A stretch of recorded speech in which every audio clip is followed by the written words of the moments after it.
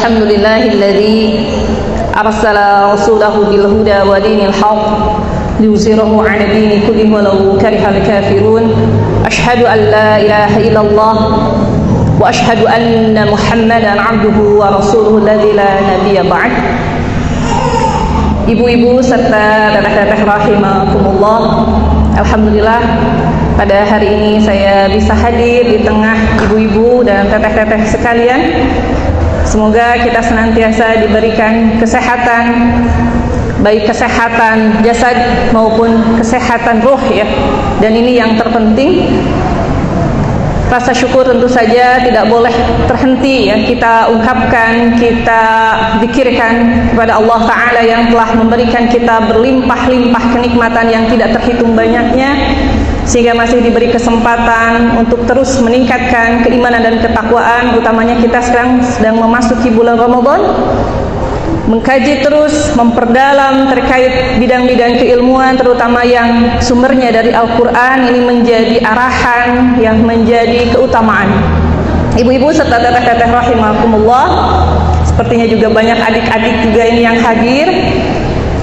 Pada hari ini untuk kedua kalinya Allah takdirkan, alhamdulillah saya bisa hadir di kegiatan yang sama, SBK ya, sehari bersama Al-Quran. Jika dahulu di Ramadan Ramadan terdahulu kajiannya lebih kepada fitrah ya, wanita menyelami fitrah dalam Al-Quran, fitrah perempuan dalam Al-Quran, maka di kajian hari ini lebih kepada konsep gender ya. Nanti kita akan bahas apakah konsep gender ini sendiri ada di Islam atau tidak begitu. Karena kalau Islam sendiri hanya mengenal konsepnya konsep fitrah, tidak mengenal konsep gender. Ini kajiannya berat, jujur, kajiannya sangat berat.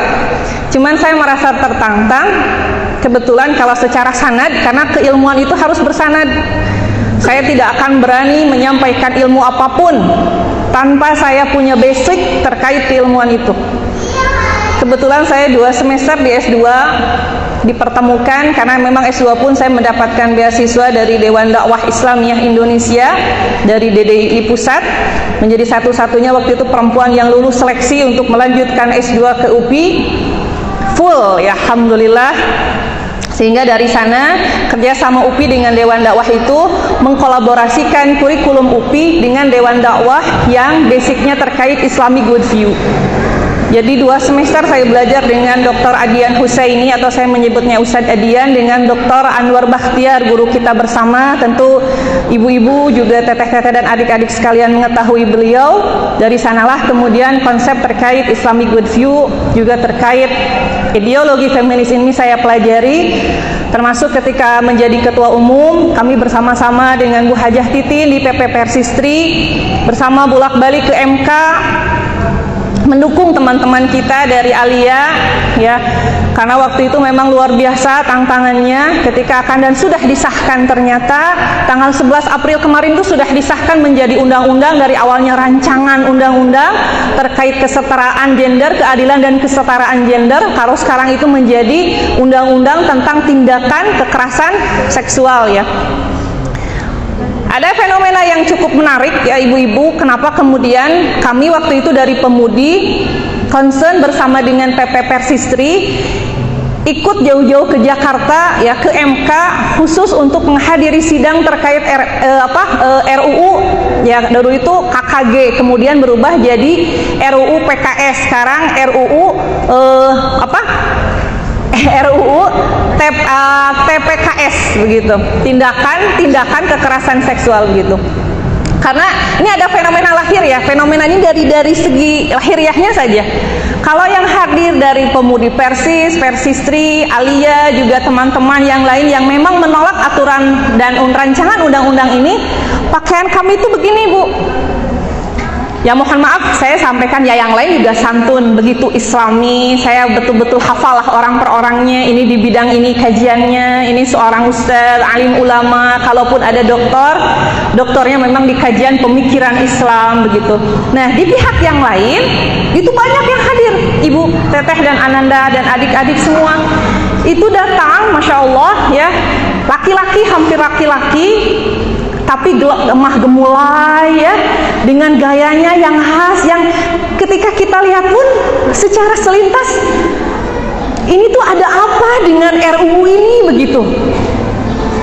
Jadi apalagi kalau nanti kita kaji lebih mendalam. Jadi tidak kita kaji pun selintas saja kita bisa langsung lihat ini tuh ada apa dengan RUU PKS ini, sehingga kemudian dari pihak kita mah ini yang mendukungnya, dari pihak sana yang mendukungnya adalah punten orang-orang sejenis yang lain begitu, yang barangkali untuk kita mah ya di Persis utamanya agak gimana barangkali ya, sedikit agak miris barangkali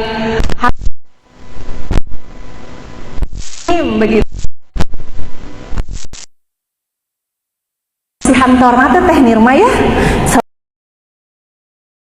saur abdi teh ka Teh Firdiani, ieu abot pembahasan anak.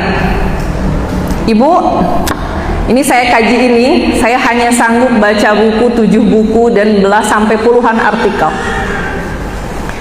Saya ingin membuat, Masya Allah, agar konsep ini jujur berat, karena dia filosofi, ya filsafat sebetulnya, kepemikiran. Makanya nanti di slide juga, saya kutipan langsung, hanya penggalan-penggalan penting dari buku-buku yang saya baca. Saya tidak buatnya slide itu idealnya ya kan PowerPoint, jadi dina poin aya power begitu. Saya enggak, biar nanti ketika dibaca mudah difahami. Mudah-mudahan Allah mudahkan, Allah luaskan ilmunya agar saya bisa diberikan kemampuan untuk menyampaikan, ibu bisa memahami begitu. Jadi saya sampai begini berkesimpulan, ih masih teh sigana nu kedah misina teh nu ngadamel torna sanes abdi nya da torna ge masyaallah cete teh kumaha kedah misina cetenya. Jadi mohon maaf barangkali itu pun tidak semua saya masukkan, ada bagian-bagian nanti yang saya akan baca atau saya akan bahas saja secara sekilas. Baik, kita masuk, izinkan saya untuk berdiri. Bismillahirrahmanirrahim. Rabbi shrah li sadri wa yassir li amri. Baik, kita bahas awal mulanya dari konsep gender dan feminis. Jadi ibu, Islam ini kita menghadapi tantangan yang luar biasa, baik dari dalam maupun dari luar. Saya akan bahas secara selintas ini dari luar langsung, karena kalau dari dalam tuh nanti Masya Allah pembahasannya akan lebih melebar lagi. Dari luar, ya tantangan Islam yang paling besar itu ketika konsep-konsep datang dari Barat dengan ideologi liberalisme dan sekulerismenya. Liberal mah selalu mendewa-dewakan akal di atas segalanya, nggak ada tubuh wahyu. Pokoknya akal itu harus di atas segalanya. Sedangkan sekuler, agama, ini singkatnya saja ya, mudahnya. Saya tidak akan dengan menggunakan bahasa-bahasa teori, nanti takut sulit dipahami. Sedangkan sekuler, ini hendak memisahkan agama dengan dunia. Jadi agama tuh kudu ngurus-ngurus urusan dunia orang. Agama tuh kudu ngurus-ngurus urusan manusia. Ibadah boleh, tapi tidak perlu mengurus hal-hal di luar itu. Itu sekuler. Nah, dari dua paham ini lahirlah yang dinamakan dengan ideologi feminisme. Dari feminisme lahirlah konsep nanti yang paling terkenal, karena feminisme itu konsepnya bukan hanya satu, banyak. Cuman yang paling jadikan ideologi paling dikedepankan adalah tentang konsep kesetaraan gender. Kahartos dugi kadi pangitan.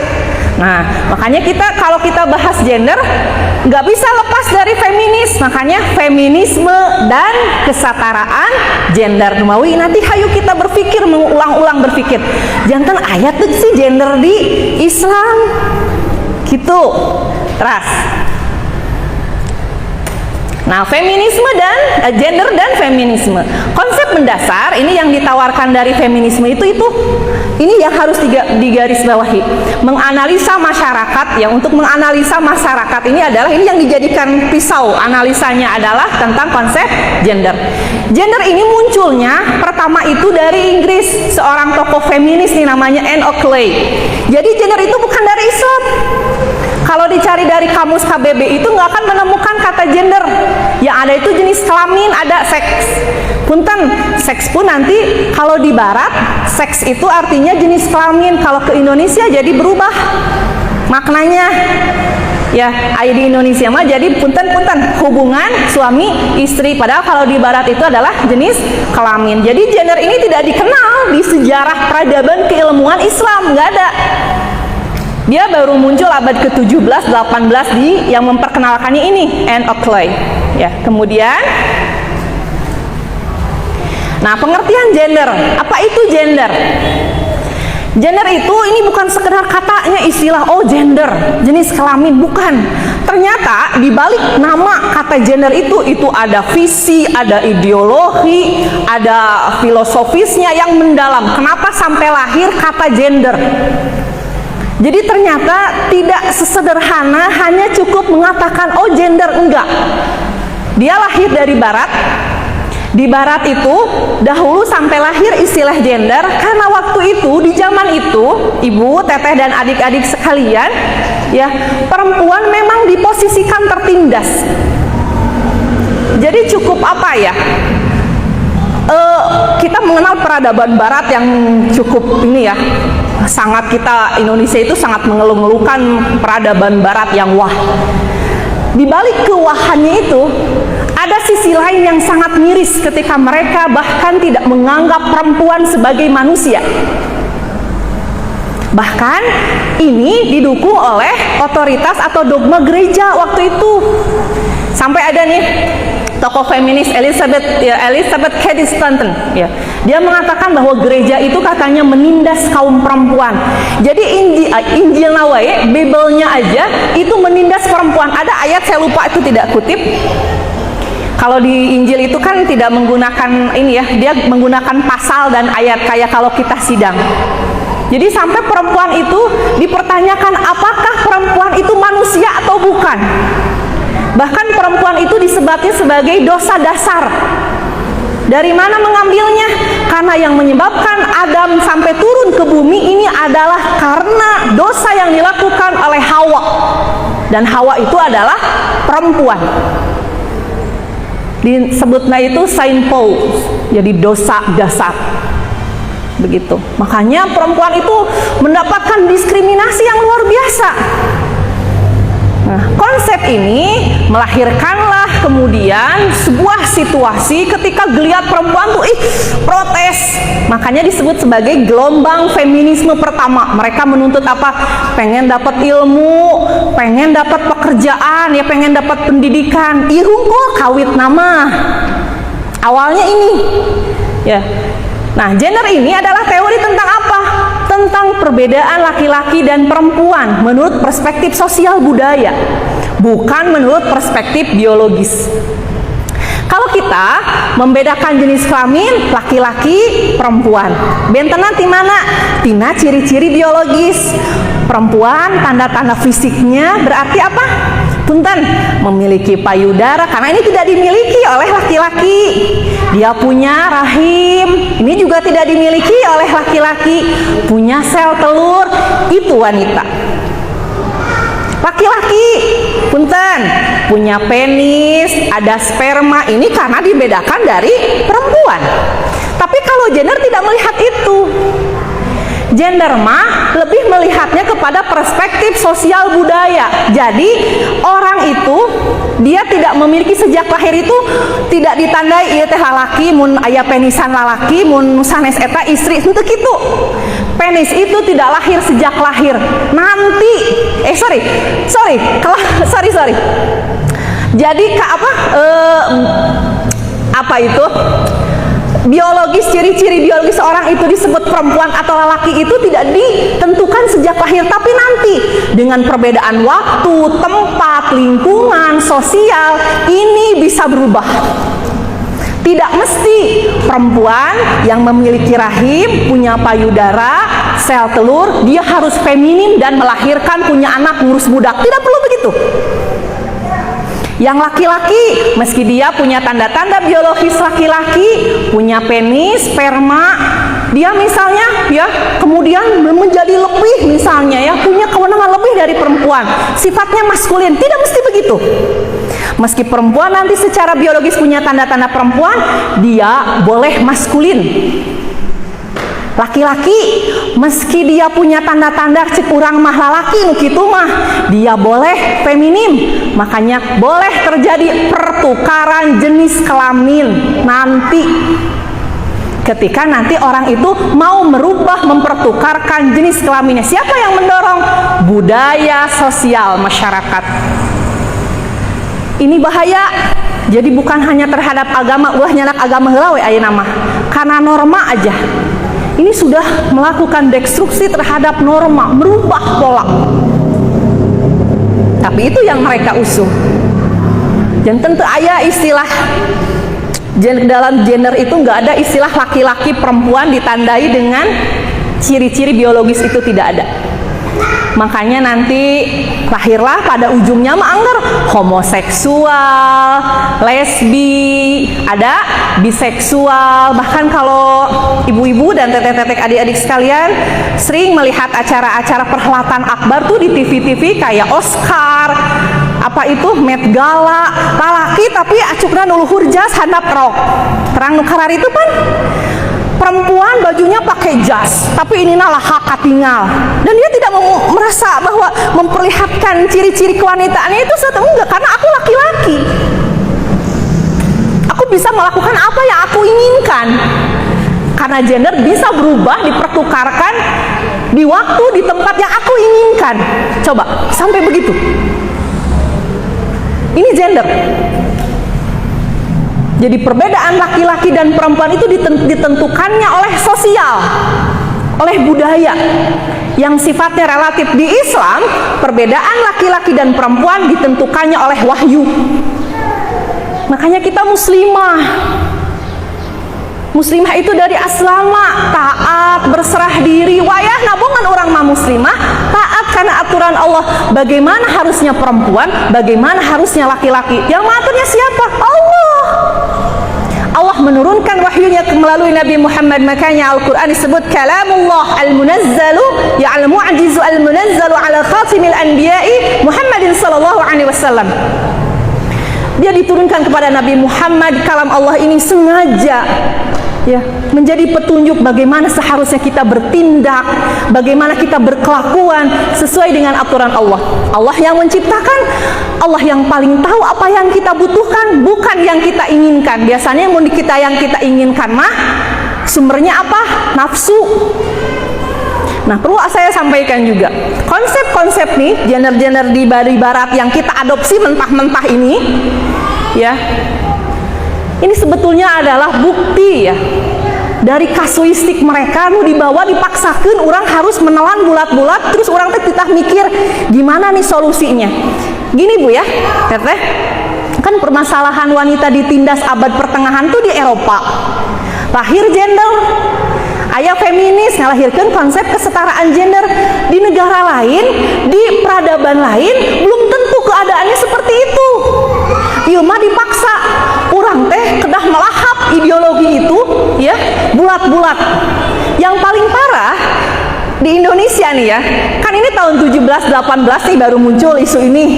Sudah mulai ditinggalkan ini teh karena mendapatkan kritik tajam terutama dari gereja. Hanya karena sudah tersebar utamanya di Asia sampai maju ke Indonesia, ari ku urang abad 20 ditanggap dengan begitu bangga. Dari mana itu? Dari barat. Konsep feminisme, kita harus ya menyeratakan konsep gender kita tanpa paham apa itu gender. Jadi sebetulnya apa isu-isu di balik gender itu bukan sekedar ingin ya menyamaratakan derajat kita dengan laki-laki, bukan hanya sekedar itu, bukan. Banyak misi-misi terselubung di balik itu. Ya, kemudian nah, saya kutip juga nih, Sterling secara lebih ekstrim menyatakan bahwa definisi tentang kategori biologis male and female ini secara mutlak diputuskan oleh sosial. Jadi sosiolog sigana bakal bendu ya kak nya. Ada ilmu namanya sosiolog. Jadi dia menentukan kalau karakter perempuan ini tanda-tanda ciri fisiknya ini, karakternya biasanya demikian. Laki-laki ciri fisiknya ini ya, karakternya biasanya demikian. Nah, kata feminisme katanya ini seorang itu disebut disebut male atau female itu nanti diputuskannya oleh sosial. Bagaimana dia kemudian lingkungan membentuk dia berhubungan dengan siapa, apa yang dia kehendaki, kewe diputuskan nama. Orang tidak berhak memperkosa, hak-hak dia untuk menentukan dia pengennya laki-laki atau perempuan. Ada lagi, West dan Zimmerman mengatakan gender ini bukan sesuatu yang eksis semenjak kita dilahirkan, dan bukan pula sesuatu yang kita miliki, ya, tetapi sesuatu yang kita lakukan. Nanti penjelasannya, coba di slide berikutnya. Jadi kalau kita simpulkan gini ya, jadi mereka menambahkan bahwa seharusnya katanya tidak ada alasan biologis untuk mengharuskan perempuan itu menjadi lembut dan laki-laki harus tegas. Maka sebagai hasil konstruksi sosial, gender tidak bersifat alami dan karenanya bersifat lentur dan bisa berubah. Itu yang tadi saya jelaskan. Jadi laki-laki, konsep tentang laki-laki dan perempuan itu nanti bisa berubah, bisa dipertukarkan. Dia tidak ujug-ujug disebut laki-laki ketika lahir, tapi nanti bisa berubah di kemudian hari berdasarkan waktu dan tempat. Sampai sini bisa dipahami Ibu Teteh dan adik-adik sekalian? Baik. Selanjutnya, nah ada dua istilah yang barangkali ini yang tadi saya sampaikan di awal tentang perbedaan gender dan seks. Gender dan seks ini merupakan sebetulnya sama, artinya itu jenis kelamin. Tapi katanya ya, kalau seks ini berkonotasi natural ya dan bersifat given, jadi pemberian. Itu mah sudah ditentukan begitu ya.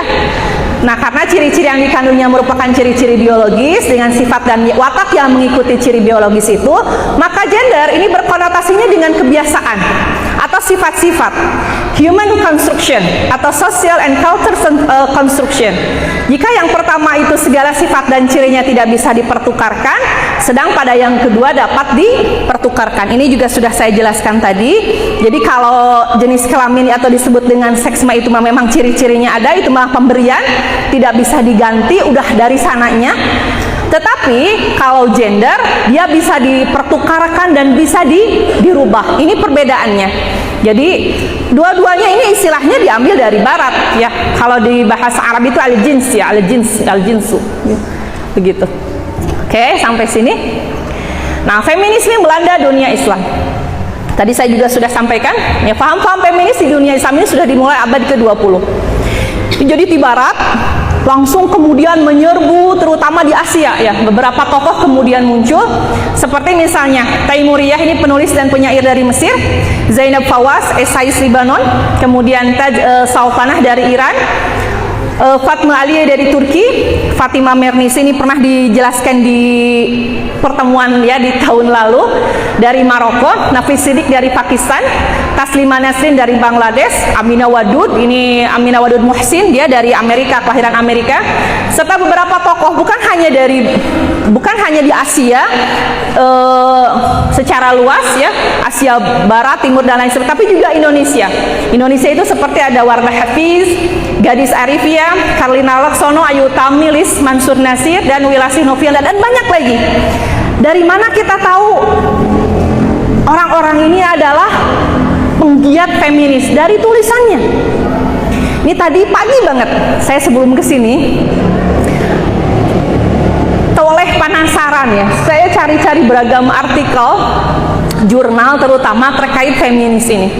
Sampai tadi menemukan tulisannya bagus. Dari sekian banyak artikel jurnal yang saya baca, tidak ada yang benar-benar pure, tidak memasukkan konsep-konsep ya gender di dalamnya. Jadi subhanallah, jadi ternyata pangintennya anu awamah ini punten ya, mungkin akan kesulitan. Sayanya surat tulisan teh lalu kagum begitu ya, padahal konsep yang diusungnya itulah konsep feminis. Makanya ini PR besar. Jadi barangkali nanti PC Pemudi Cihideng ini PR besarnya, kajian ini harus dikupas lebih mendalam lagi, barangkali harus rutin, karena ternyata pertemuan untuk mengetahui gimana sih cara ini konsep menentukan orang ini ideologinya feminis atau bukan, sepertinya butuh kajian yang lebih mendalam. Dan bukan dengan saya, abdi mah sanes di pemikiran Islam ibu. Pami di tafsir, insya Allah seksana terang. Abdi panginten tumali kantos kuliah di Al Azhar 4 tahun, insya Allah uninga. Pendidikan konsen saya karena sekarang di pendidikan. Tapi kalau di pemikiran Islam, saya boleh sarankan, kita punya orang tua di PP Persisri itu Bu Hajah Titin, beliau memang concernnya di sana. Atau dari Alia, ini kita pernah undang, ada Bu Dinar ya, Kania Dewi juga bagus. Atau yang laki-lakinya, kalau saya mengenal beliau itu dari di Insis, Pak Hari ya, Ustadz Hari Salahuddin juga bagus konsepnya ya. Ini nama-namanya saja ya. Lebih lanjutnya kedah ditinggal tina tulisan anak.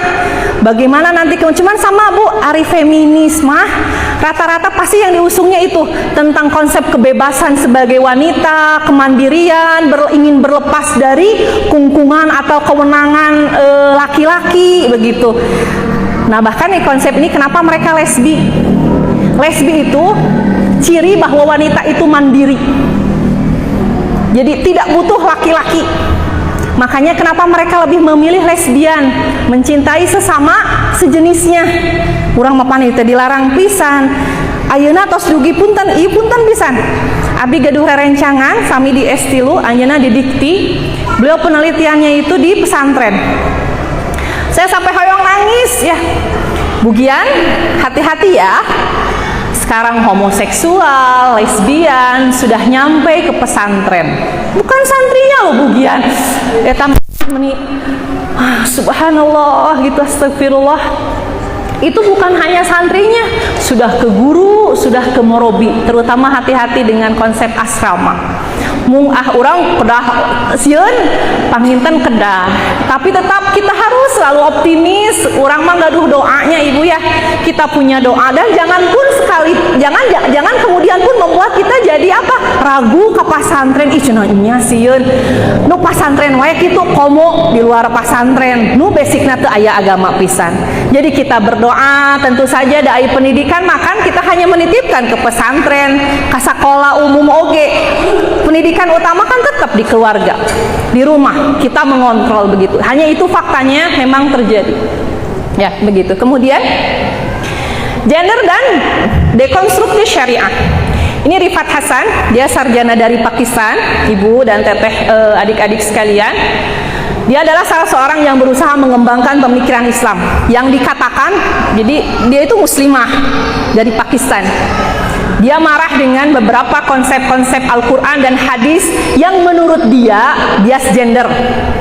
Jadi cenah tidak memberikan hak kepada perempuan itu secara penuh. Makanya kata dia di dalam Al-Quran dan hadis, bahkan di fikih Islam itu ada bias gender, bahkan disinyalir misoginis. Misoginis itu ada kecenderungan syariat di urang teh, di Islam teh tetap cik muslimahnya sanes orang kafir, orang muslimah jamina dikudung, kadang dilepas kumaha oyongna. Dia punya pemikiran syariat Islam itu misoginis. Artinya misoginis itu apa? Dia ada menunjukkan kebencian terhadap perempuan. Maka isu yang diangkatnya nih poligami. Terus kenapa yang kalau jadi saksi itu kalau perempuan itu harus 2, laki-laki 1. Mun akekahan, budak pamengget mah kedah 2 domba, pamengget mah kedah hiji. Itu diangkat. Aja dipilari, dituluikeun tah hiji deui Fatimah Mernisi, diteraskeun ku ieu teh. Dia sarjana dari Maroko. Dia muslimah. Masya Allah ya, katanya mah muslimah. Dia mengkaji kitab hadis. Ini Fatimah Mernisi ini sengaja mengkaji kitab tafsir, hadis, sirah, mencari asal usul yang disebut misoginis. Tadi saya sudah sampaikan. Jadi dia mengumpulkan beragam rujukan Al-Quran, hadis, sirah-sirah Nabi yang menunjukkan kebencian Islam terhadap perempuan. Niat banget ya. Tapi sanes hoyong mencari kebenaran bukan, tapi ingin mencari pembenaran ideologi yang dianutnya. Orang Islam mencari-cari kelemahan ajaran Islam untuk menjatuhkan Islam, terutama yang berkaitan dengan perempuan. Yang parah nih ibu, teteh dan adik-adik sekalian, konsep-konsep ini sudah ada di perguruan-perguruan tinggi, bukan hanya umum, tapi Islam. Sudah jadi studi Islam. Pemikiran feminis ini masuk, meski kalau di Indonesia mah masih malu-malu. Teu sapertos di barat. Masih malu-malu menunjukkan sebetulnya ini adalah isu atau ideologi-ideologi feminis, masih ditutupan agar tidak terlihat terlalu frontal dan terlalu vulgar bahwa ini adalah konsep ideologinya feminis. Tapi ini sudah masuk di Jogja, sudah masuk kurikulum SD dan sekolah menengah feminis ini. Ya. Terus kemudian nah, kata Fatimah Mernissi nih ya, di bukunya, menurutnya orang yang bertanggung jawab atas penurunan status wanita dalam Islam itu adalah Khalifah Umar. Sementara dari kalangan perawi hadis, dia menulis di bukunya itu adalah Abu Hurairah, karena banyak hadis yang memojokkan perempuan diriwayatkan olehnya. Mernissi ini menggambarkan Abu Hurairah ini sebagai lelaki yang mengalami kesulitan menghadapi perempuan. Kata Mernissi di bukunya, mungkin dia mengalami kelainan seksual. Bu, bisa bantu saya nggak? Nih kalau nih ya kita bertemu dengan orang yang punya ideologi seperti ini, gimana kita membantahnya ya? Katanya Umar, Bu. Kenal Umar enggak? Tahu Umar bin Khattab? Siapa Umar bin Khattab? Siapa Umar bin Khattab? Khalifah yang kedua setelah Abu Bakar. Ada yang tahu Abu Hurairah? Boleh tidak? Di antara ibu-ibu, teteh atau adik-adik bisa membantu saya menunjukkan bukti di Islam bahwa Abu Hurairah dan Umar bin Khattab ini tidak demikian. Ada yang tahu? Sebelum nanti saya jelaskan. Sepakat dengan ini enggak? Sepakat? Yang punya peran menjatuhkan derajat perempuan muslimah itu ialah Umar bin Khattab dan Abu Hurairah. Sepakat enggak? Gimana kita membalasnya? Gimana kita kemudian menjawab beragam tantangan ini di depan para kaum feminis? Apa yang harus kita bahas? Apa yang harus kita jawab? Coba tunjukkan, mau dari Al-Quran, hadis, sirah, fikih, boleh. Kalau nggak bisa, sulit. Boleh dari sirah. Ya, boleh. Kayak sok, boleh. Tapi ini saya cuma dengar sekilas, tidak tahu sumbernya. Jadi pernah mendengar ada salah satu sahabat, tapi tidak tahu namanya, mau mengadu kepada Umar. Mungkin waktu itu Umar sedang menjabat sebagai khalifah, mengatakan sama istrinya. Ternyata ketika datang ke rumahnya Umar, terdengar Umar itu sedang mungkin bahasanya diomeli oleh istrinya. Tapi karena Umar memahami Islam sebagai keseluruhan, walaupun beliau pada dasarnya adalah orang yang keras, tapi tidak bersikap keras kepada istrinya. Jadi sahabat itu paling pulang karena tidak jadi ngomong. Baik, Ibu terdengar Bu? Oh ya, tadi harusnya pakai mic ya, Teteh. Diulangi lagi ya. Mohon maaf, ini karena saya mendengar sekilas, mungkin ada ustaz yang bercerita, tapi saya juga lupa ya. Sumbernya dari mana? Tapi ini sirah dikatakan ada satu sahabat pada masa kekhalifahan Umar bin Khattab waktu itu, sahabat ini ingin menceritakan permasalahan dirinya dengan istrinya. Tapi ketika sahabat ini sampai di rumahnya Umar bin Khattab, beliau mendengar Umar sedang bahasanya diomeli oleh istrinya, gitu ya. Nah, yang kita tahu Umar ini adalah seorang khalifah dan pada dasarnya beliau ini orang yang pemberani dan kuat dan sifatnya keras ya pada dasarnya seperti itu. Namun ketika sahabat ini mendengar Umar ini sama sekali tidak bahasanya menjawab istrinya gitu. Jadi tidak memperlakukan istrinya dengan kasar, tidak. Jadi ya karena beliau pada dasarnya seperti itu.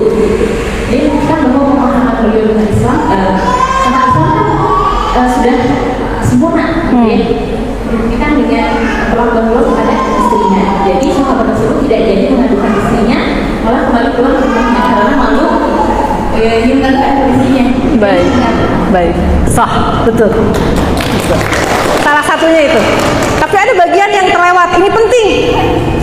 Ini sahabat ini datang lagi nanti.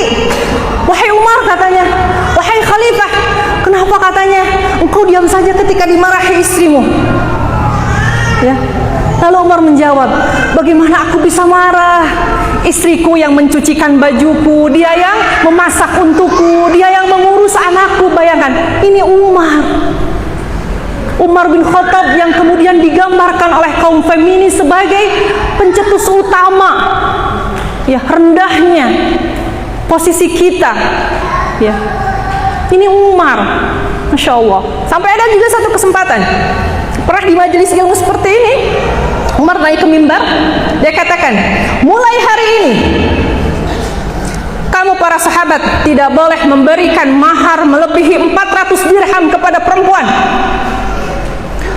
Turun teti mimbar, wahai Khalifah, engkau telah salah. Perempuan nih protes, engkau telah menyalahi, katanya firman Allah, wa ataitum ihdahunna qintaran fala ta'khudhu minhu syai'a. Nu protesnya ge pinter tuh ayatna. Saur Umar teh, perempuan ini benar, Umar salah. Lihat ya, subhanallah, dari mana ya, aspek mana kemudian Umar dikatakan dia misoginis, membenci perempuan? Tidak pernah. Nah, kelemahan kita, Ibu, kalau kisah tadi Ibu pernah baca, maka subhanallah, Ibu punya dasar bagaimana nanti dia menjadi ya bahan kita untuk menjadi benteng dari paham ini. Tapi jika Ibu tidak pernah mendengar ini sama sekali, mohon maaf, saya harus sampaikan, mari kita kaji lagi Al-Quran, hadis, fikih, sirah lagi secara mendalam. Mau bagaimana kita menghadapi ideologi ini? Baca Quran pun ya kita tidak mampu memahami maknanya, hukum-hukum yang ada di dalamnya. Hadis pun kita tidak paham, apalagi fikih, apalagi sirah. Bagaimana kita mampu menghadapi ideologi ini? Kemudian disebut kita, oh gitu, nyalah Umar teh gitu. Ari Ibu, nah itu kumaha. Berarti kita mungkin tidak berpandangan seperti ideologi feminis ini, tapi kita punya sumbangsi saham menyebarkan paham ini makin menyebar di masyarakat. Kenapa? Karena kita pun tidak terdorong untuk memahami syariat Islam kita sendiri. Insya Allah. Ya, subhanallah. Ibu tahu Syifa? Tahu Syifa? Bukan Syifa. Kalau ada nama Syifa, bukan Syifa di sini. Dulu Bu, ada namanya Syifa bin Abdullah namanya. Beliau pernah dipekerjakan oleh Umar bin Khattab menjadi pengawas di pasar di Madinah. Tugasnya itu tiap hari menginspeksi. Jangan-jangan ada timbangan yang dilebihkan, ada yang menipu. Pokoknya hal-hal ya yang biasa terjadi di pasar, kecurangan-kecurangan yang terjadi di pasar. Umar tidak memilih laki-laki, Bu. Umar memilih perempuan, namanya Syifa bin Abdullah. Sejarah mengatakan itu. Lalu bagaimana mungkin kita mengatakan Umar bin Khattab dia berpandangan misoginis atau menunjukkan kebenciannya terhadap perempuan? Sekarang berlanjut ke Abu Hurairah. Coba Abu Hurairah itu sok mau siapa mi hadisnya? An Abi Hurairah radhiyallahu anhu qol, geningan sur pisan. Ini katanya Abu Hurairah, Masya Allah, ini bahkan di paling akhir nih. Abu Hurairah disinyarir punya kelainan seksual. Bagaimana kita ini mau ya? Bagaimana kita ini menjawab ideologi ini? Gimana? Sebentar. Coba ada, nih kelas berapa? Ini masih muda-muda nih. Kelas berapa teteh? Kelas 10, Masya Allah. Libur? Tahu nggak? Tahu nggak kalau ditanya? Katanya Abu Hurairah teh, oh iya sih dah, aku juga asal teh pernah denger teh gitu. Lebih parah eta mah. Ya. Kayaknya gitu dah, bener. Ya, itu lebih parah. Ya. Coba Bu, ada yang bisa? Atau Ibu mungkin dari biografi siapa sih Abu Hurairah ini mungkin? Ya, ada dari belakang ibu sepados tunuh pun tentu patas katawis. Mau atau dari depan? Adik-adik mau? Ada? Teteh mali panginten teh Rani pilih di Ciamis, ada teteh Abu Hurairah. Karunya bisa jadi carawat. Sok sah Abu Hurairah. Ya. Bahwa hadisnya Aisyah itu adalah istri Rasul yang paling banyak menyatakan hadis Meriwayatkan hadis. dan Abu Hurairah juga termasuk sahabat yang paling banyak hadis ya. Dan Abu Hurairah ini saya agak makanya mohon maaf tapi jadi apa? banyak mendapatkan hadis tentang keseharian Rasulullah di rumahnya dari Aisyah. Jika memang Abu Hurairah ini bisa menulis ya, rasanya tidak akan mengambil hadis dari Aisyah. Itu boleh barangkali diantaranya. Saya ingin ke biografi barangkali Bu. Betul tadi Abu Hurairah itu di antara para sahabat yang paling banyak meriwayatkan hadis. Jadi kalau kita rating dari atas nih, yang paling pertama menduduki rating pertama yang paling banyak meriwayatkan hadis itu ada Abu Hurairah. Beliau meriwayatkan 5.374 hadis. 5.374 hadis. Ke bawahnya ada Ibnu Umar. Bawahnya lagi ada Anas bin Malik, lalu ke Siti Aisyah, lalu ke Ibnu Abbas, lalu ke Zubair bin Abdullah. Kenapa yang dibidik Abu Hurairah? Abu Hurairah mereka paham betul. Dia di antara para sahabat yang paling banyak meriwayatkan hadis. Nanti jika Abu Hurairah dijarah itu dicari cacat hadisnya, otomatis yang 5.374 hadis itu batal, gugur semua. Mereka mempertanyakan bagaimana mungkin Abu Hurairah itu termasuk yang paling akhir masuk Islam. Beliau bisa hafal 5.374 hadis, sedangkan masuk Islamnya belakangan, bukan yang lain. Ini hal yang mustahil. Lalu Sirah menjawab, tidak mustahil. Abu Hurairah ini termasuk sahabat yang masuk Islam di abad ke 7 Hijriah ya, di 7 Hijriah. Beliau masuk Islam ketika perang Khaybar. Ketika beliau masuk Islam, beliau betul-betul mewakafkan dirinya untuk ya menghafal hadis. Mulazamahnya dengan Rasul sejak beliau mengikrarkan dirinya masuk Islam, itu beliau senantiasa menemani Rasulullah sampai digambarkan di hadis, yahduru ma la yahdurun wa yasma'u ma la yasma'un. Ketika sahabat yang lain sibuk di pasar, sibuk di di ladang, di pesawahan, Abu Hurairah tidak. Beliau selalu mengikuti Rasulullah kemanapun Rasulullah berada. Beliau dengarkan, beliau hadir. Inilah yang menjadi faktor kenapa beliau menjadi orang pertama yang paling banyak meriwayatkan hadis. Dan tidak ada bukti konkret mana satu hadis yang menjelaskan bahwa Abu Hurairah ini ya menghina, merendahkan perempuan. Tidak ada. Tetapi kembali lagi, sayangnya umat Islam di internal pun, jadi kita dari luar digembor habis-habisan oleh ideologi-ideologi dari barat yang sekuler dan liberal. Dari dalam umat Islamnya sendiri tidak mau memperdalam syariat Islamnya secara utuh. Kita lebih tertarik dengan kajian-kajian di luar itu, padahal Imam Al-Ghazali itu sudah membagi, Bu. Ilmu itu ada ulum syar'iyyah wa ghairu syar'iyyah. Ilmu yang harus kita pelajari, kaji lebih utama dibanding dengan yang lain. Bukan yang lain tidak penting, yang lain penting, tapi dasarnya dulu, pondasinya dulu. Apa itu? Tafsir, hadis, fiqih, usul fiqih, hafalan Quran. Ini mas sekalinya halaqah hafalan Quran kabur. Awalnya 20 orang kan tinggal 2-an. Ini pengalaman saya. Ya, lari.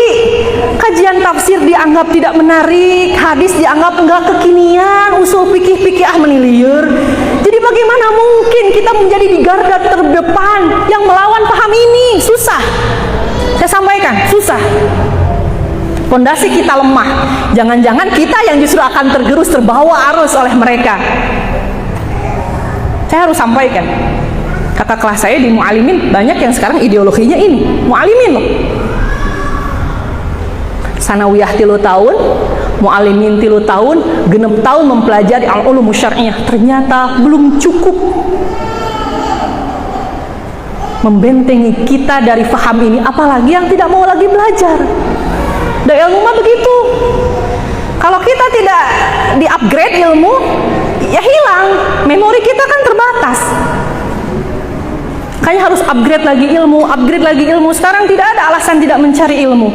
Mau dari YouTube, mau dari IG, ya banyak. Asal kita mau belajar. Dari YouTube yang ditontonnya Korea, mengjilid-jilid, sampai ka jam 3 batur tahajud, ya nonton Korea. Bukan salah, boleh mangga teh teuing. Ya, hanya kalau kita kemudian hanya bergulat dengan dunia perkoreaan, lupa dengan hal-hal yang lain. Ini umat Islam itu kita seolah mati suri. Harusnya kita bangkit, kita mah mati suri. Kenapa? Karena kita fokusnya terhadap hal-hal yang lain, bahkan yang tidak bermanfaat. Bukan tidak boleh, saya suka loh Korea, India, resepnya apa ya, kalau lagi mumet kadang suka, saya mau jujur. Tibatan punten ya, sinetron-sinetron yang nggak bermanfaat itu di stasiun-stasiun swasta, ya. Cuman porsi barangkali adalah salah ketika kita terlalu banyak hiburan, ya, daripada ya hal-hal yang seharusnya kita ya terjun ke sana, ya hal-hal yang lebih bermanfaat begitu. Oke, kembali lagi. Nah, ini tadi saya sudah sampaikan tuntutannya apa. Jadi kalau di barat, dari barat ya, awalnya nih gelombang pertama pendidikan, mereka menuntut hak persamaan dalam pendidikan, pekerjaan, begitu, bahkan ke politik, sehingga tuntutan mereka tuh nggak mau di 30%, hoyong nama 50-50, 50%, 50%. Nah, ke gelombang kedua ini lebih parah. Jadi bukan hanya di ranah itu, nanti sudah ke ranah keluarga. Mereka punya konsep sendiri tentang apa itu perempuan, tentang apa itu seksualitas, sampai nanti ujung-ujungnya, makanya salah satu paham yang paling mengancam, ya, unsur struktur sosial terkecilnya, sendi terkecil keluarga, kita sebutnya keluarga, itu adalah paham ini. Sehingga mereka kemudian nanti, ini kalau kita kaji lebih dalam, kalau ada keluarga itu nanti terdiri atas ayah dan ibu dan anak, maka mereka membuat konsep baru tentang keluarga. Ayah, anak, atau ibu, anak, maksud saya laki-laki, ayah, anak kan. Kayak siapa itu? Aduh, dulu itu orang Latin itu, waktu Piala Dunia itu, Ricky Martin. Tahu? Ricky Martin itu dia punya anak 2 apa 3. Dia perempuannya, suaminya itu laki-laki. Nih ya, mereka itu menolak ada konsep seks ada laki-laki atau perempuan. Semua seharusnya kalau mau katanya masuk ke gender tuh nggak boleh ya ayah laki-laki, ayah perempuan, dua-dua anak kudu sama. Maka dari sanalah timbul yang dinamakan dengan keserataan atau kesetaraan gender.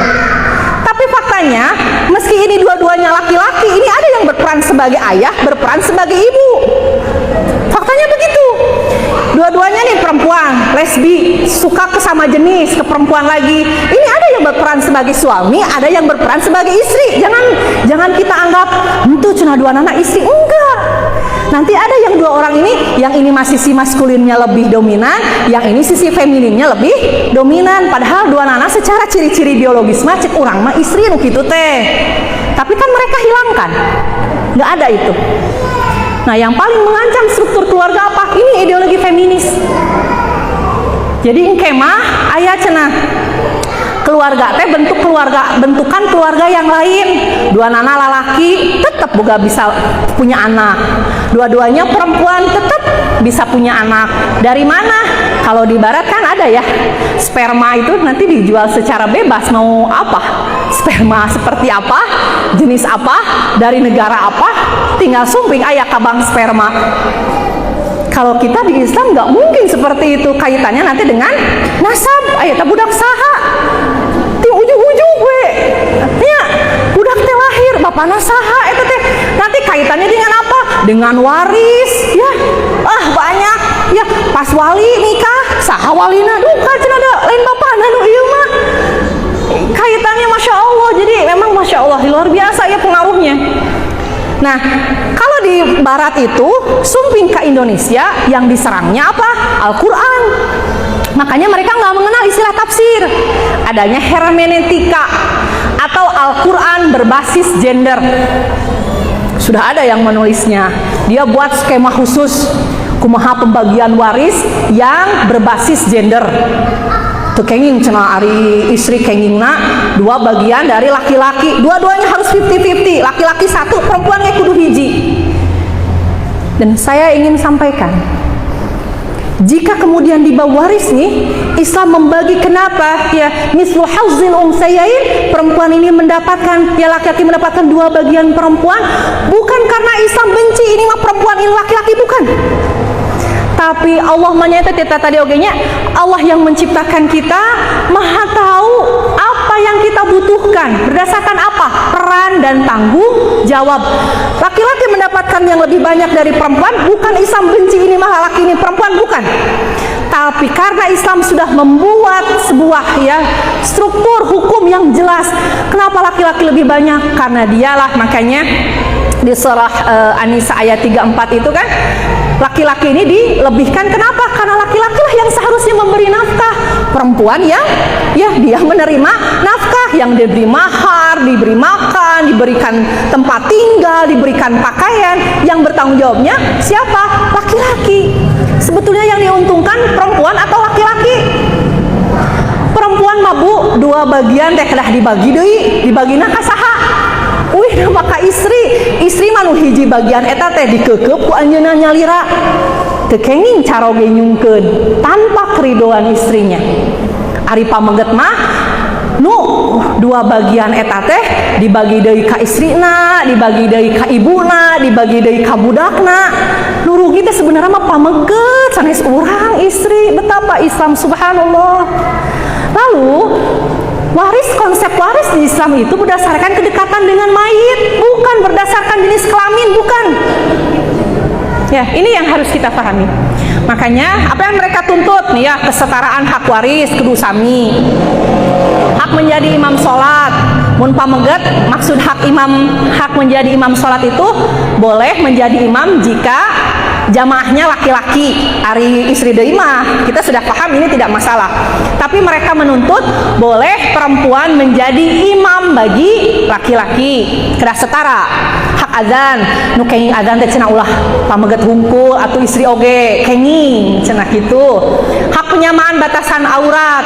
Nah cenah aya aurat pameget mah mung ti dieu dugi ka dieu, ari istri kedah sadayana hanya muka dan telapak tangan. Pameget ge mun bade kudu kitu sami, atau perempuan sama nganti dieu nepi ka dieu. Makanya ada feminis di Ukraina namanya Femen. Dia itu dia termasuk feminis radikal. Mereka biasa datang ke tempat-tempat ibadah. Kalau demo, mereka biasa kalau demonya itu ciri khas feminis radikal Femen dari Ukraina itu mereka memakainya pakaian hanya setengah telanjang atau bahkan telanjang bulat. Dia datang ke tempat-tempat ibadah Yahudi, Kristen, ke Islam, ke masjid. Dia datang dengan telanjang bulat atau setengah dada. Ini diperlihatkan. Ngeri. Ya. Kenapa? Bebas kumaha urang, karena liberal, sekuler begitu. Tentang pakaian ihram, nah cenah pameget mah kitu nya. Ari istri mah kedah nganggo acuk dahnya, masya Allahnya, karena kaitannya tadi dengan batasan aurat ya. Terus akikah tadi saya sudah sampaikan, kenapa akikah laki-laki itu harus 2 domba, perempuan hanya 1. Air kencing bayi, kunaon cenah ari air kencing bayi manusia kudu dicuci. Ari pameget mah teu. Kepemimpinan dalam negara dan rumah tangga, kenapa ya harus jadi pemimpin itu harus laki-laki, nggak boleh perempuan? Ya, padahal survei mana ya, survei menunjukkan perempuan itu lebih ya kompatibel, lebih mampu menjadi pemimpin. Korupsi ya buktina ayeuna ya KPK anger we banyak ya, padahal ya kepalanya perempuan ya. Kemudian isu-isu perkawinan termasuk masalah wali, kenapa wali itu harus bapak, harus laki-laki. Masalah mahar, kenapa ya tentang batasan mahar, misal hak talak begitu. Kenapa talak itu ada di laki-laki enggak di perempuan begitu. Masa idah poligami, ya kenapa perempuan nggak boleh poliandri, memenang dengan laki-laki unggul lari orang tekengi. Dan mereka juga menuntut apa? Dibolehkannya menikah dengan laki-laki non muslim. Cinta di atas segalanya. Sehingga yang tadi disampaikan oleh ketua cabang ya, rame. Dan diperbolehkan memilih pasangan lesbi. Ini yang dituntut. Ya, wallahu a'lam, mudah-mudahan Allahul musta'an. Ini sekarang dengan ditetapkannya undang-undang ya tindakan kekerasan ya kekerasan ya pada perempuan ini, nauzubillah ya, mudah-mudahan tidak jadi jembatan dimudahkannya konsep-konsep ini begitu ya. Kemudian ini sampai pukul berapa? 11 dengan pertanyaan. Oke, ya oke, saya inilah. Oke. Terus ada nggak sih konsep kesetaraan gender dalam Islam? Jadi di Islam ayah nggak sih? Jadi ayah nggak nih konsep kesetaraan gender antara laki-laki dengan perempuan di Islam? Di Islam itu, di Islam yang memandang bahwa, makanya banyak nanti ayat yang saya akan sampaikan beberapa perbedaan antara laki-laki dan perempuan ini baik secara fisik, psikis, tabiat. Nih Islam ini memandang sebagai sunatullah ya, sunatullah fil kaun. Jadi Islam tidak mempersamakan. Kan kita ini berbeda dari segi biologis, tanda-tanda fisik nage berbeda. Karena kita berbeda, pasti perannya juga akan berbeda. Beda fisiknya akan berpengaruh kepada perbedaan psikis. Perbedaan psikis tentu saja akan berpengaruh ke peran. Peran berarti ke mana? Karena hak tanggung jawab. Kenapa perempuan lebih banyak di rumah ngurus orang kali iya?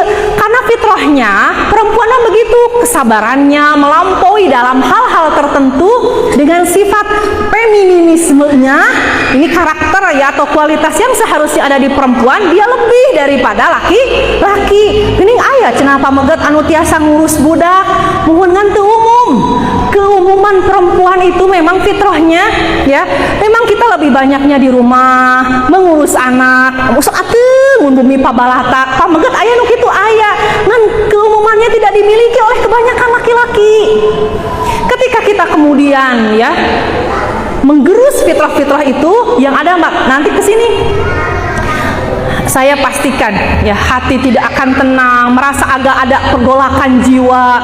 Makanya kenapa pada ujungnya silahkan lihat beberapa kasus yang muncul, yang ada terkait meski dia menunjukkan dirinya bahagia dengan pernikahan lesbian atau homoseksualnya, yakin di hati yang paling terdalamnya mah itu dia bertentangan dengan fitrah yang ada dalam dirinya, maka muncullah kemudian problem-problem sosial yang lain, bunuh diri, kan, pembunuhan karena rasa cemburu yang berlebihan. Karena apa? Ada gejolak di dalam dirinya yang tidak terselesaikan. Beda kalau sesuai dengan konsepnya Islam. Begitu secara garis besarnya. Jadi kesetaraan gender kalau dalam Islam yang menuntut kesamaan hak, kesamaan tanggung jawab. Mun pameget kenging mencari nafkah, istri kenging mencari nafkah, mangga nganu rugi urang. Urang mah tinggal nya raos, tapi kenging teh cenah urang aktif cenah bersosialisasi, eksis di masyarakat. Oh tentu. Tapi dibatasi oleh Islam selama sesuai dengan syariat Islam boleh, silahkan. Banyak kan sahabat dahulu jadi murabbi, jadi pendidik. Siti Aisyah itu mufti loh teh. Ya. Asyifa terjun ke pasar itu perempuan, Siti Khadijah pedagang perempuan. Ya. Ada bahkan yang jadi tentara. Ya. Nusaibah binti Ka'ab ini ikut ke medan perang bersama Rasulullah ke perang Uhud. Beliau menenteng panah dan senjata. Itu juga perempuan. Tapi ada batas-batas yang nanti harus kita pahami bersama. Wayahna, demi siapa? Demi kebahagiaan kita sebagai individu untuk mencapai masyarakat yang ideal. Itu. Kemudian, makanya ya yang menuntut itu berarti dia melakukan sebetulnya kekerasan ya.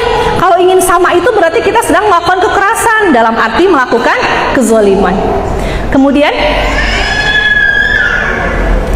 perempuan dalam Islam, saya mohon maaf ganti ya, setara atau serasi. Saya ambil ini dari konsepnya Ustadz Heri Salahuddin. Jadi Islam itu nggak ada setara, nggak mungkin setara. Beda fisikna, beda psikisna, Jadi nggak mungkin setara. Yang ada itu serasi. Ya. Di antara keindahan Islam itu apa? Ajarannya yang menekankan pada konsep keserasian. Keserasian lahir dari keragaman. Nah, setiap perbedaan diperankan sesuai kapasitasnya.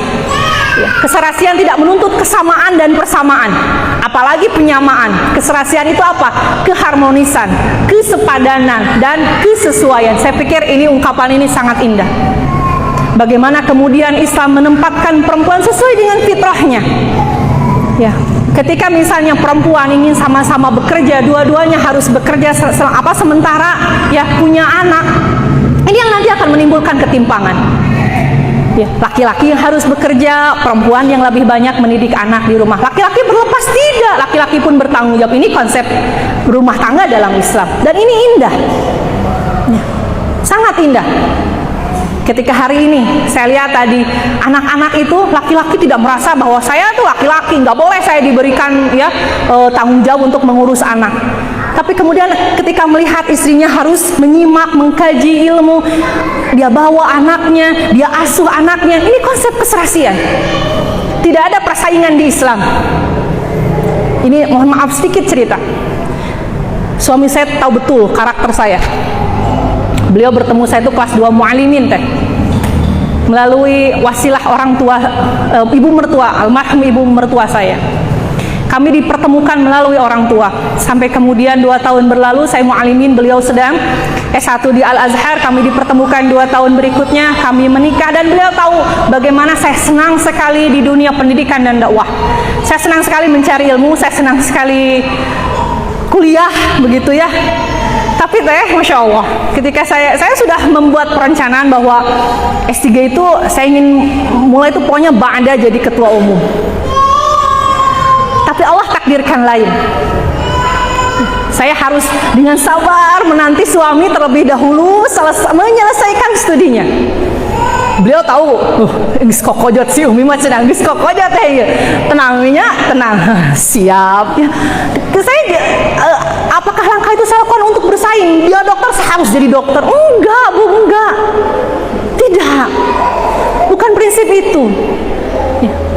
Tapi kita dituntut menjadi seorang perempuan itu kan kita harus dituntut meningkatkan terus kualitas keilmuan kita karena kita punya anak. Kita punya anak harus jadi ibu yang sebagai madrasatul ula. Menjadi seorang istri pun kita harus jadi istri yang cerdas ya. Punya suami ini mau suah keilmuannya luar biasa, kita harus mampu bukan untuk menyaingi ya, tapi mendampingi setiap langkahnya agar jadi teman mengobrol yang asik. Dan itu harus dengan ilmu. Kita kalau ngobrol karena beliau syariah, saya di tafsir. Jadi asa tok-tak lah gitu tah. Senang aja ngobrolnya. Lalu kemudian timbul saling mengagumi. Ini diantara apa? Bumbu bagaimana kita mempertahankan ya. Kata saya ya, mempertahankan keharmonisan di rumah tangga adalah ketika suami kagum dengan istrinya, istri kagum dengan suaminya. Salah satunya apa? Ilmu. Ilmu, iman. Kan sebaik-baiknya ilmu harus berbuah di akhlak. Landasannya apa? Iman. Ya. Tidak sedang bersaing sama sekali, nauzubillah. Ya, berbagi peran hari ini mungkin bapak-bapak seharusnya sedang ada kegiatan, tapi kemudian beliau dengan kasih sayangnya ya memberikan waktu untuk kita. Supaya mama heula nu ngawasahkeun papa nu di bumi, bukankah itu indah? Coba kalau konsep ininya, cicing di imah, apa nu kudu keluar? Urang teu toko cicing di imah, Masya Allah, Islam tidak begitu. Atau sebaliknya, bapak cicing di imah, mama rek gawe keluar. Itu konsep apa itu? Islam tidak begitu. Semuanya dilakukan dengan penuh keridhaan. Makanya Islam serasi. Kapan harus suami yang di atas naik, kapan yang perempuan harus dia bertahan, bersabar di posisi lebih rendah, atau kapan perempuan harus ya posisi yang lebih atas, laki-laki harus bersabar menanti istrinya. Inilah indahnya Islam. Kemudian sepertinya 2 slide lagi kalau tidak salah ya. Keserasian dan gender ya yang dijiwai oleh ajaran Islam ini mendorong setiap relasi laki-laki dan perempuan tidak didasarkan pada semangat kompetisi, saling mengungguli, apalagi saling membenci, tetapi relasi yang saling meringankan dan saling menopang. Bukankah indah hari ini kita tidak diriuhi oleh anak-anak karena barudak jeung bapana di bumi? Ya, relasi apa? Relasi Islam. Budakna 5 dicana ku urang hiji jeung bapana 4, itu teh nikmatnya. Ngan jangan terlalu berlebihan. Kayak bapaknya kan nitip deui budak. Ya jangan begitu. Tetap prinsipnya adalah masalah keikhlasan, keridhaan, ya. Begitu. Lalu kemudian adakah diskriminasi dalam pengaturan hubungan laki-laki dan perempuan? Tidak, ya. Jadi Islam tidak menjadikan peran kehidupan manusia sebagai penentu kualitas kehidupan seseorang. Di Islam, kedudukan, jabatan bukan segalanya. Ini yang dituntut feminis. Bagi dia, maju ke dunia perpolitikan dengan 50-50, 50-50 itu karena bagi dia kedudukan, jabatan, duduk di dunia publik ya melebihi laki-laki, itu lebih dari segalanya. Bagi umat Islam, peran jabatan kita di publik tidak akan ada nilainya jika tidak bisa menyeimbangkan dengan kewajiban kita di ranah domestik. Kemudian nilai kita bukan jadi apa kita, bukan. Ini hapunten, saya tidak pernah sedikit pun merasa jumawa pernah jadi ketum. Saya tidak pernah jumawa sedikit pun hari ini misalnya nih ya, nauzubillah min dzalik, saya bisa misalnya melanggang di S3, tidak. Karena bukan itu yang dituntut di Islam, bukan. Bukan tentang kedudukan, bukan tentang jabatan yang melebihi beragam segalanya sehingga harus dihalalkan dengan segala macam cara. Tapi tentang bagaimana manfaat atau kiprah kita dirasakan oleh banyak umat, oleh banyak orang. Ini yang terpenting. Makanya dalam surah Al-Hujurat kan, inna akramakum indallahi atqakum, takwa yang terpenting. Sudahkah kepemimpinan yang dia pegang membawa orang ini menjadi lebih bertakwa atau malah tidak? Sudahkah jabatan yang dia duduki membuat dia menjadi orang yang lebih tawadhu, ya, lebih takwa? Ini yang paling terpenting. Jika tidak, sebetulnya kita gagal. Kemudian, kekhususan peran laki-laki dan perempuan semata-mata merupakan pembagian tugas yang dipandang sama-sama penting dan bersifat saling melengkapi demi terselenggaranya kehidupan yang stabil. Hapunten, boh bilih, ada yang kemudian merasa abdi macan ada tedamel di mana-mana, jantan ibu rumah tanggi di bumi. Saya pikir tidak boleh seperti itu. Teh naon pada abdi di bumi, alhamdulillah ngurus kita harus dengan bangga. Ketika kita punya perasaan bahwa mengurus anak itu adalah pekerjaan yang hina, mohon maaf, itulah ideologi feminisme. Feminisme menempatkan wanita yang hanya bekerja di rumah, mengurus anak, melahirkan, itu adalah pekerjaan yang rendah dan hina. Di Islam tidak. Saya saksikan banyak mereka-mereka yang lahir, ya mohon maaf, dari ibu-ibu, ya bahkan mohon maaf, tidak S1 acan, tapi berhasil mendidik anaknya menjadi seorang hafizah, menjadi anak-anak yang saleh dan salehah. Bukankah itu merupakan sebuah prestasi besar? Di Islam itu prestasi besar. Meski mungkin ada di belahan sana ada yang Allah berikan kesempatan untuk melanjutkan perkuliahan, ada diberikan kesempatan, diberikan jabatan di publik, tapi itu bukan segala-galanya. Kemudian, serta dalam rangka mencapai tujuan hidup tertinggi, yaitu tercapainya kebahagiaan hakiki dalam keridhaan Allah. Bukankah yang terpenting, apapun peran dan kedudukan dan jabatan kita, yang terpenting adalah ridha Allah? Tidak ada kenikmatan yang paling tertinggi kecuali kita mengharapkan ridha Allah nanti di yaumul qiyamah. Makanya di dalam surah Al-Imran ayat ke-15 Allah Ta'ala berfirman, A'udzubillahi minasyaitonir rajim, qul a'unabbi'ukum bi khairin min dzalikum. Kata Allah Ta'ala, lilladzina taqaw 'inda rabbihim jannatin tajri min tahtiha al-anhar khalidina fiha wa azwajun mutahharatun wa ridwanun min Allah wallahu basirun bil 'ibad. Pahala, kata Allah, bagi mereka-mereka yang bertakwa adalah Allah akan berikan nanti kelak di yaumul qiyamah surga yang mengalir dari beragam sisinya. Lalu kemudian mereka akan dipasangkan dengan pasangan-pasangan yang disucikan dari haid, dari nifas, dari beragam kotoran. Dan yang paling terpenting, ya, pahala tertinggi yang akan didapatkan oleh mereka-mereka yang bertakwa nanti adalah keridhaan Allah. Ini yang kita harapkan, bukan yang lain. Kemudian selesai ya? Selesai kalau tidak salah? Sudah? Saya kira cukup ini ya. Barangkali sorry. Satu lagi. Oke. Oke, bagaimana solusi dalam melawan gerakan kesetaraan gender? Yang pertama, ini yang paling penting. Ini yang paling saya garis bawahi, barangkali hanya 2. 1, menempatkan Islam dan ajaran Islam sebagai pijakan dan tolak ukur dalam bersikap dan dalam melakukan proses analisis. Yuwih deui. Jangan malu untuk terus mengkaji ya, kajian-kajian yang sifatnya ulum syar'iyyah. Makanya saya tolong titipkan nih, terutama ke pemudi kita ada halakoh kan ya. Halakoh itu maka kita jadikan, ayo kita buat kajian terkait tafsir. Jangan hanya cukup membaca. Al-Quran itu ada dari qira'a. Qira'a itu bukan hanya membaca. Dia ada membaca, di sana ada menulis, ada memahami, ada merenungkan. Sehingga nanti ajaran Islam itu hanya tidak sampai ke kerongkongan, tapi tidak nyampe ke hati. Inilah mengapa ada orang yang berlabel Islam tapi jauh dari ajaran Islam. Karena ajaran Islamnya hanya sampai kerongkongan, tidak sampai ke hati, apalagi berbuah di amal. Jadi mari kita kaji lagi bersama tafsir Al-Qur'annya, hadis-hadis Rasulullah, mulai dari hadis arba'in saja. Itu hadis arba'in lengkap, mulai dari akidah, ibadah, akhlak. Kaji. Lalu kita resapi betapa Masya Allah ya, ajaran Islam ini sungguh indah, menyentuh bukan hanya bagian satu aspek, bukan hanya menyentuh bagian akal, tapi menyentuh bagian hati, sehingga menuntut kita membuahkan itu di amal. Yang kedua, melakukan studi kritis terhadap wacana gender yang saat ini didominasi oleh saintis sosial yang sekuler dan humanis. Kemudian memberi pandangan yang berdasarkan kepada ajaran Islam. Kemari kita kaji lagi bersama terkait ideologi feminis ini dengan kajian yang kritis, ya, dengan kajian yang kamil, yang sempurna, yang komprehensif. Nanti undangnya yang lebih ini lagi ya, memang di bagian pemikiran Islam, insya Allah nanti kita akan makin terbuka tentang konsep gender ini. Lalu kemudian bagaimana kita kemudian berkiprah ya, sebagai membentengi paham-paham ini. Barangkali itu yang bisa saya sampaikan. Ibu-ibu serta teteh-teteh dan adik-adik sekalian, ada waktu sekitar 15 menit, barangkali silahkan jika ada yang ingin ditanyakan terkait konsep ini ya, konsep fitrah ya, konsep fitrah ini ya, dalam Islam ini. Mohon maaf jika ada yang kurang berkenan, banyak kekurangan dari sana sini, mohon maaf sekali. Aku qauli hadza wa astaghfirullah li wa lakum. Wassalamualaikum warahmatullahi wabarakatuh.